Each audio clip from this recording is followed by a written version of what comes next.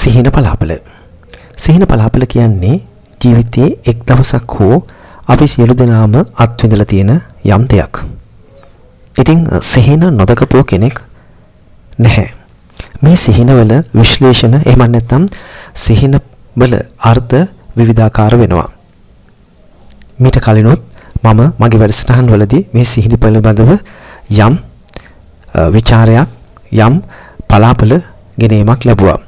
අද මා ඉදිරිපත් කරන්න බලාපොරොත්තු වෙන්නේ බොහෝ දෙනෙක් බිය වෙන සහ බොහෝ දෙනෙක් දැකලා තියෙන සමස්තයක් වශයෙන් 90ක් විතර ප්‍රමාණයක් දැකලා තියෙන සිහිනයක් පිළිබඳව. ඒ තමයි දත් වැටීම දත් පිළිබඳව. ඔබත් බොහෝ දෙනෙක් අහලා ඇති මම රාත්‍රියේදී නිින්දෙන් දැක්කා දත් වැටෙනවා මොකක්ද කියලා. බොහෝ දෙනෙක් දන්නවා මේක අසුබ දෙයක් කියලා. ඇත්තටම ඒක තමයි ඇත්ත. පළමුවෙන්ම මේ සිහිනය අසුබ ගණයට වැටෙන නැත්නම් පලාපල වලින් කියවෙන්නේ සුබ නැති සිහිනයක් පිළිබඳවයි. ඒ කියන්නේ මේ කරුණ අසුබ කරුණක් ගෙන දෙන බව තමයි මුලින්ම කියන්න ඕන කාරණය. ජ්‍යොතිෂ්‍ය හා වාස්තු විද්‍යාව විෂයේ සත්‍ය ඔබත් අත්විඳින්න. විවාහ ප්‍රමාද ඇතුළු විවාහ ජීවිතයේ ගැටලු, අධ්‍යාපනයේ රැකියාව, සෞඛ්‍ය තොරතුරු, ඔබට වැළඳෙන රෝග, කල්පියා හඳුනා ගන්න, අනාගතයේ කෙසේ වේද යන්න ඔබගේ කේන්දරය තුලින් විශ්මිත පලාපල සමග දැනගන්න. නිවාස ඉදිකිරීම අතරමඟ නැවතුණාද? පදිංචිව සිටින නිවසේ දියුණුවක් නැද්ද? පවුලේ අසමගිය, දරු පල දෝෂ, සෞඛ්‍ය දුර්වලතා, භයානක රෝගාබාධ සහ සූනවන රෝග මේ සියල්ලටම හේතුව ඔබගේ ඉඩමෙත් නිවසෙත් ඇති වාස්තු දෝෂ විය හැක. ව්‍යාපාරයේ බිඳ වැටුණද? ව්‍යාපාර වාස්තු දෝෂ හරියට දැනගන්න, වාස්තු දෝෂ හඳුනා ගන්න, වාස්තු දෝෂ සරලව ඉවත් කරගන්න, වාස්තු විද්‍යානුකූල නිවාස සැලසුම්, ඔබගේ කේන්දරය සහ නිවසේ ව්‍යාපාරයේ සුබ අසුබතා හඳුනාගෙන අනාගතේ ජය ගන්න නිවැරදි සහ ප්‍රබලම වත් පිළිවෙත් දැන් නවතන්න. 0777 184 790 WhatsApp මාර්ගයෙන් ඔන්ලයින් ක්‍රමයටද දැනගැනීමේ හැකියාව. ජ්‍යොතිෂ හා වාස්තු විද්‍යා උපදේශක, ජ්‍යොතිෂ හා වාස්තු විද්‍යා ලේඛක සංජීව කුමාර රංගල්ල.